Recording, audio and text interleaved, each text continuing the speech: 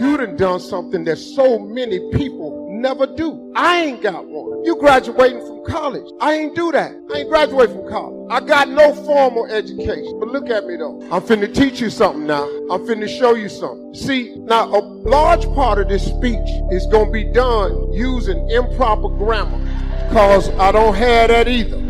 I ain't never really talked that good. Ain't really my thing. If you in here and you well spoken, I commend you. And you gonna need that. In a lot of places you going, you can't be a doctor and talk like this here. You're not gonna, you can't be a professor, a teacher. You can't be in the society that a lot of y'all trying to get in. And see, they've been trying to change me for a long time. When I first got on TV, me and Said the Entertainer was on the Steve Harvey show, and they hired, I don't even know what they call it, this lady, white lady came in, and she was a linguistic, and she was a linguist coach, whatever. And when she came in the room, I was confused. Me and Said was sitting there because she didn't have no pots with her or nothing, because I thought that was pasta. So when she came in there with the linguistics, whatever, I thought it was a cooking class for pasta. So me and Said sitting there looking just as crazy. And the lady started telling me that they've decided that you need to speak more properly. You need to learn how to enunciate your word. I stopped her. I said, do you mean pronunciate? That lady looked so confused. This is a true story. And she said, no, Mr. Harvey, if you hope to one day be in millions of homes across America, you're going to have to be more verbally communicative and more understood. I said, that ain't how I do it. She looked so confused. She said, you're going to have to change the way you sound. I said, let me ask you something. Which one of these sound better to you? I am broke or I'm is rich? That lady's shaking her head.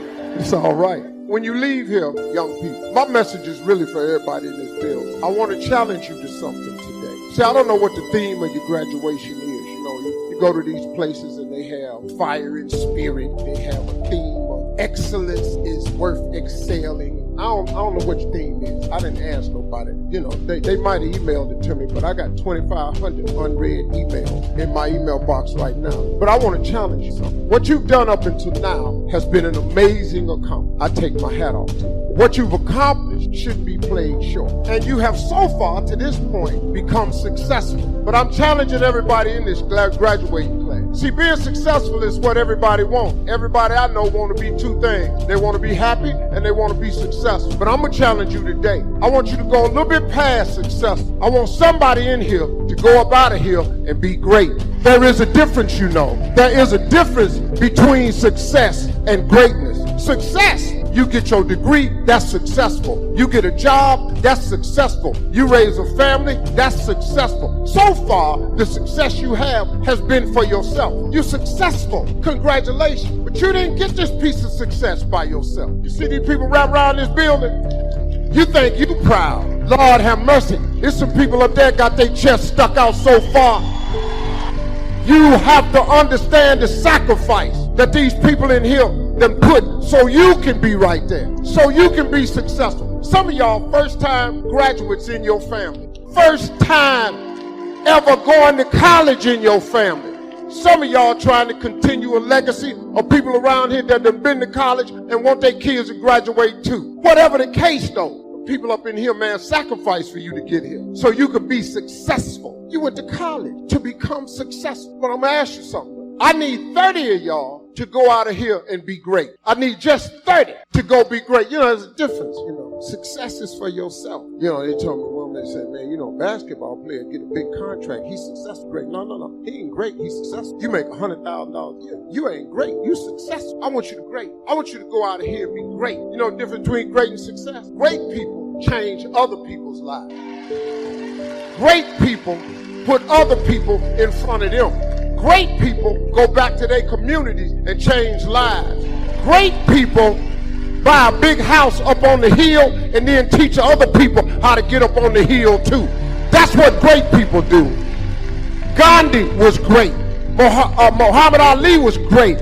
Martin Luther King was great. They was great. They made other people great. Muhammad Ali said, I said I was the greatest before I was the greatest. You got to claim greatness, man, or you can just be successful. Go on, get your job. Go on and make your money. But man, you change somebody's life, you can be great. We need somebody from ASU to go up out of here and become great. Be a life changer.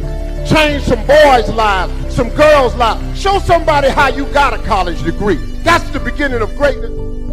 Just keep a journal, right? If I was here, I had my journal, I'd be taking notes, right? These 2 days in my journal. Now, if you're caught without your journal, you just take the notes. When you get back home, you put those notes in your journal, throw the paper away. Because we don't usually go through paper to review. But see, my journals now make up a significant part of my own library. My journal's all reserved privately for my children and my grandchildren. Can you imagine what I've collected over the years? It's unbelievable. There are 3 treasures to leave behind. Here they are. Number 1, your pictures. Don't leave the event unrecorded. It takes only a fraction of a second to say, here's who I was with. When I travel the world, we take all these pictures. And here's one of the gifts. People send me the pictures they took of me and them. It's part of the treasures I have on the farm. Incredible. A picture's worth 1,000 words to describe the scene, the emotion, what happened. Say, wow, this was an extraordinary day for me when I met these people. Here's what they told me happened to them when they went to my seminar 10 years ago. Wow, the drama comes back if you've taken the pictures. It's one of the treasures to leave behind when you go. Remember the old photographs that we have now of, 100 years ago,